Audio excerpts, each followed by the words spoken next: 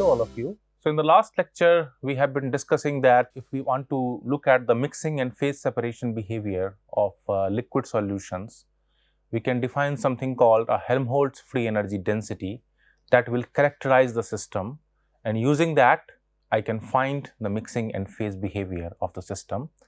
So today, I will show you how exactly we will do that, looking at the mathematical form of f of phi, or how can we find what should be the mathematical form if I want to see a mixing behavior or phase separation behavior. Essentially, what we have been looking at is the Gibbs free energy that for the incompressible system of liquid can be written something like this, where this quantity is what I defined as the Helmholtz free energy density.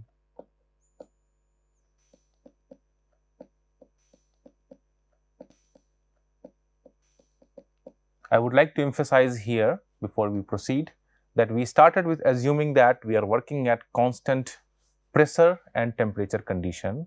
However, if the liquid is incompressible, the constant pressure also translates to a constant volume condition, as the volume of liquid is not changing, and therefore we are using the Helmholtz free energy.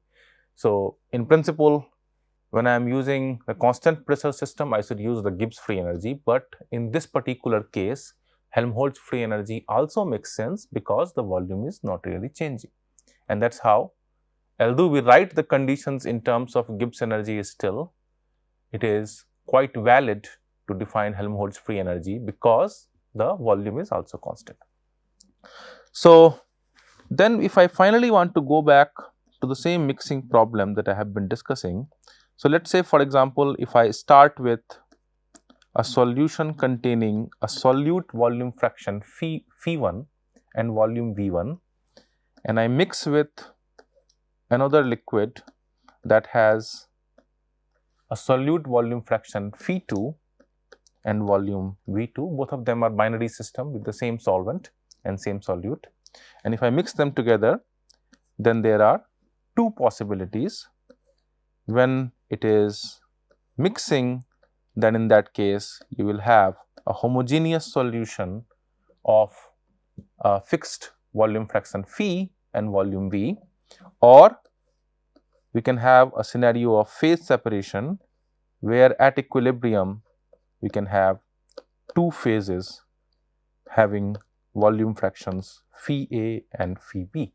Keep in mind that the phi A and phi B need not be the same as phi1 and phi2, because an equilibrium is established. It will be a new equilibrium, so as to speak, when I mix them together, right? So whatever the phi A and phi B will be, that will correspond to the equilibrium for this new system. So now we can apply the material balance. So if I apply the material balance over the solute,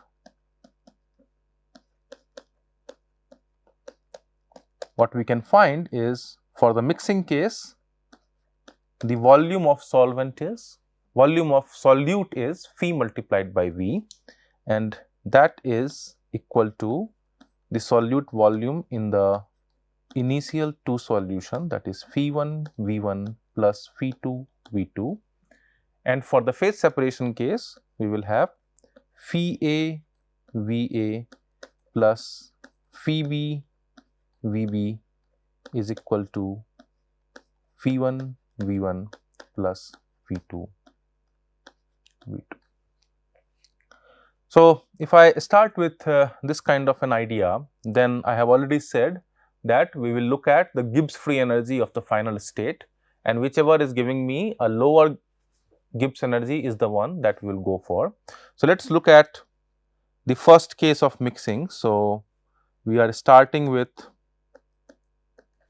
a system that has a Gibbs free energy equal to V1 multiplied by P plus F phi1 T,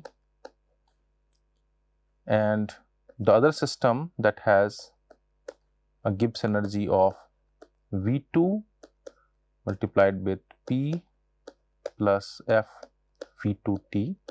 Keep in mind that now, since we have defined the Helmholtz free energy density, the F, that the function that appears, is going to be the same in both these cases because the system is the same, only the value of the arguments are different, the volume fractions are different in the two problems. Now, since we are working at constant temperature and pressure, we can pretty much write F V1T as something like F V1 for a given value of temperature, right. Of course, it is going to be a function of temperature, we will come back to that point, but at a given temperature, the function F is a function of the volume fraction alone.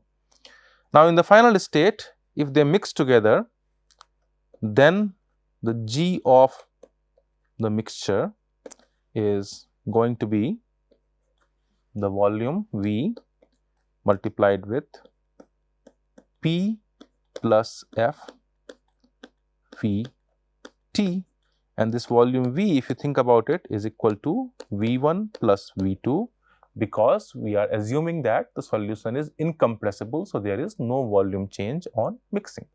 On the other hand, if they are separated, we are going to have something like VA multiplied with P plus F VA T plus VB P plus F VB T. And now you can notice that since I am ultimately interested in the difference in the Gibbs free energy, because that difference will drive the process. If I compute the differences, this pressure term is going to be inconsequential when I compute the differences in the Gibbs free energy, and therefore, I can only look at the Helmholtz energy term that is going to be different in all the cases, because the volume fraction are changing. So, now for mixing to occur,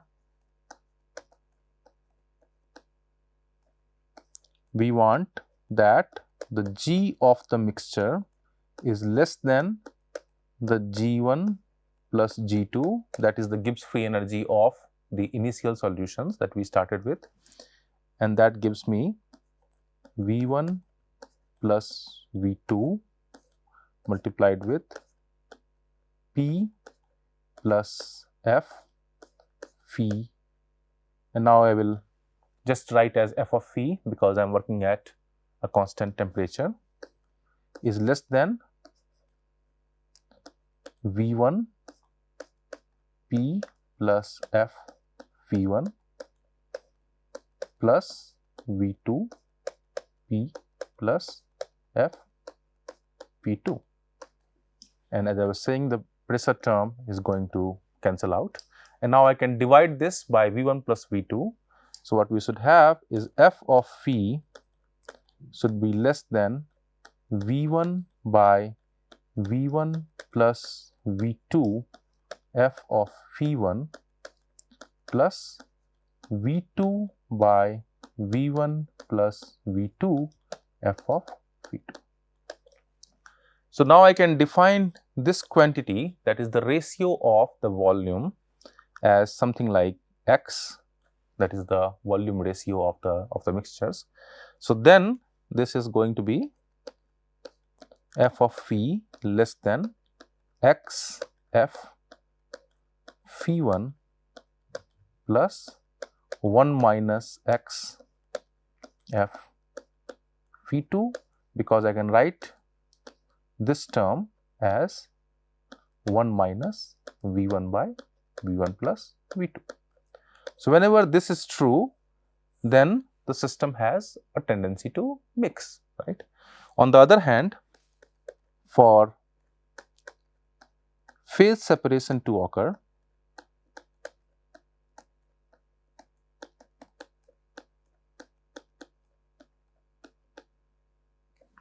what we should have is the G of the separated state is less than G1 plus G2. So, I can write for this as something like VA multiplied with F of phi A. So, I am not putting a pressure term there, it is going to cancel anyway, plus VB multiplied with F of phi B, and this has to be less than V1 F of phi 1 plus V2 F of phi 2, right. This was the picture that I have been alluding to right here, except that I have cancelled the pressure terms. So, if we look very closely, then we can actually write the last expression as something like this, because it can very well be that VA is equal to V1, VB is equal to V2, and phi A is equal to phi 1, phi B is equal to phi 2. So, after mixing, the volume fractions in the two phases remain the same as the initial solution. That is, of course, mathematically possible. That will seldom happen, but just for the sake of completion, we can think in this particular way. So, now one may ask that what if both of them are true, right. So, in here I am writing it in terms of VA and VB, and I am writing this in terms of the final volume V. What if both is true? So, the answer to this question is both will not really be true, but nonetheless, the way to think about it, if that is true, then we will go for comparison of those two things. So, if G mixing is less than the G separation, then mixing will occur,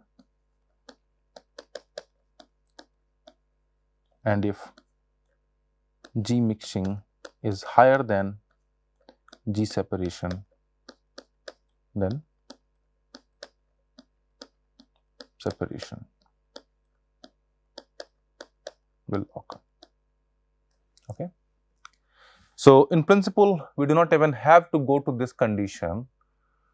If the previous condition is not valid, then clearly the system does not have the tendency to mix.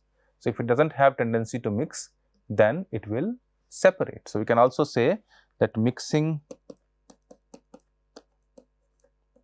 will occur when this happens and phase separation will occur otherwise, right. So, we simply have to see whether the system has a tendency to mix, and if that is not happening, then the separation is going to occur. We will come back to the point where we will try to evaluate the free energy in the phase separated state. We will come back to that. For the time being, it is enough to say that we will simply look at this particular condition and identify whether we will have mixing or not. So, basically we want to look at this particular condition for mixing to occur as we have derived in the previous slide right here. Now, we have not really said what is the functional form of f of phi.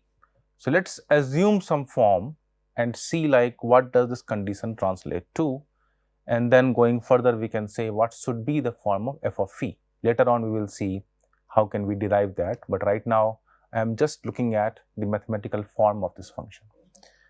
So, let us say for example,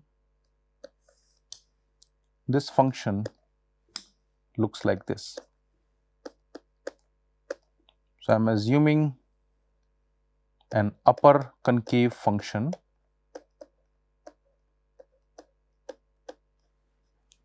and let us say that my initial volume fractions are phi 1 and some phi 2. So, now we can draw a line connecting them.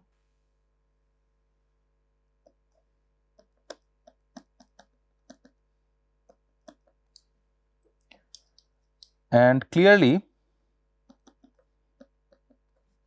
the value of phi after mixing has to be intermediate between phi1 and phi2. So, let us say for example, if I mix 10% of sugar in 20% of sugar, what we know for sure is that the amount of sugar in the final solution has to be between 10% and 20%, right. We do not know what value is that we can get from material balance, but we clearly know that it must be intermediate between 10% and 20%, right. So, whatever phi is going to be, it is going to be intermediate between phi1 and phi2 values. So, now we can say that this is equal to phi2 minus phi, and this entire thing is equal to phi2 minus phi1. Now, I claim that the phi should be such that this goes like 1 minus x and this goes like x in terms of the ratio of this line segment and the remaining line segment, right. So, going from say A to B here divided by BC goes like 1 minus x by x, right. And let us see why it is true. It comes as a consequence of the material balance equation. So, let us say if I apply the formula of a similar triangle here, then what we can see is phi2 minus phi divided by phi2 minus phi1 should be then equal to x divided by the length of AC, that is equal to 1. By the way, I am looking at the ratio, and that is why we get x by 1. The length can be anything, but the ratio is always going to be x. So, this then becomes phi2 minus phi is equal to x multiplied with phi2 minus phi1, and this gives me phi is equal to phi1x plus phi2 1 minus x, and we have earlier defined x as v1 by v1 plus v2. So, if I put that thing here, what we have is phi is equal to phi1 v1 by v1 plus v2 plus phi2 v2 by v1 plus v2, and that essentially is phi v is equal to phi1 v1 plus phi2 v2, because v is equal to v1 plus v2. This is the material balance for solute that we had obtained earlier, right. So, therefore, this AB line segment should be 1 minus x of this AC line segment, and BC line segment should be x fraction of the AC line segment. So, if we agree with that, then the next thing that we can do is we can find what should be the function value at point B, and it turns out that it is going to be an interpolation between the function value at A, that is f of phi1, and the function value of C, that is f of phi2, and this quantity is going to be f of phi1 plus 1 minus x of f of phi2 minus f of phi1, and this will then be equal to x multiplied with f of phi1 plus 1 minus x multiplied with f of phi2, that is the right hand side of the expression, right. So, this function value at B is equal to the right hand side of this expression, and the function value at phi is the value on the curve. So, clearly if the curve looks like this, if f of phi looks like this, then my f of phi is always less than x multiplied with f phi 1 plus 1 minus x multiplied with f phi 2. And it turns out that it is always true as long as the curve is upper concave, that is like what I have drawn here. If it has a minima and if it has only one minima, if it is an upper concave curve, it is going to always mix together, right, no matter what phi 1 and phi 2 I start with. Just for the sake of convenience, I have taken phi 1 and phi 2 on different sides of minima. Even if my phi 1 and phi 2 were on same side of minima, then also this argument holds true. Let us say, for example, if I think of my phi 2 being somewhere here, then also if I connect these lines, this will be what I get from interpolation and this will be what I get from f of phi. So, we always have this condition being met as long as the curve is upper concave. Now, if the curve is upper concave, what so happens that we should have f double prime should be greater than 0, and that simply comes from, if you recall, the condition of a minima. So, for a minima, the f prime should be equal to 0 and f double prime should be greater than 0. So, a curve will have a minima of a curve will be concave if my f double prime is greater than 0. So, what we can say with certainty is that if f double prime is greater than 0, then we are going to have a tendency of system to mix. Now, let us see if this is not true, what really happens. So, let us say, for example, now we have a curve, let us say for example, we have a curve that is upper convex, that is my curve looks like that. Now, in this case again I can use the same argument, and let us say if I start with some initial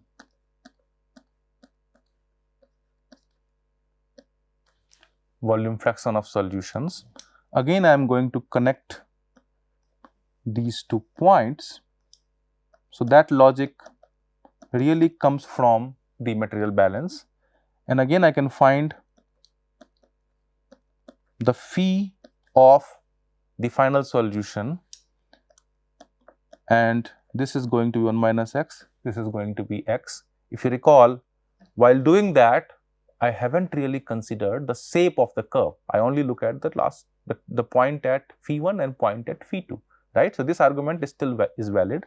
So, this point is still going to be something like x multiplied with f phi 1 plus 1 minus x multiplied with f phi 2.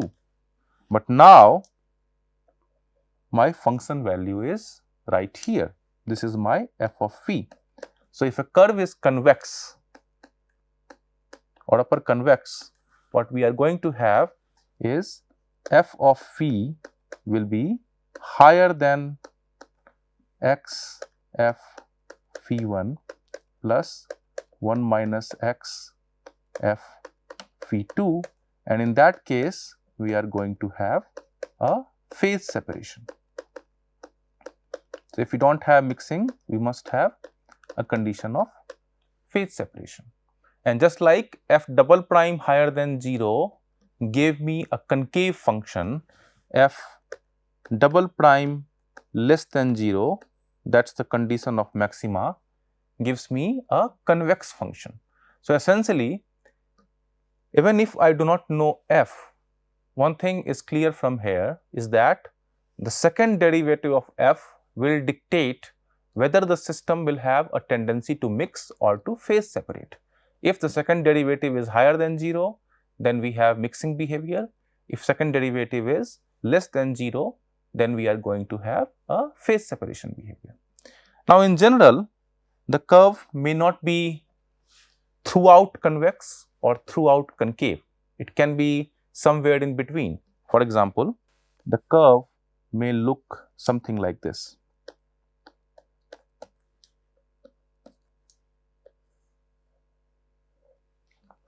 So now if you see, the function has minimas and maximas. So you have 3 points here, 2 of them are minimas and 1 of them is a maxima. If you look in somewhere around here, then my f double prime should be less than 0, that is the function is convex.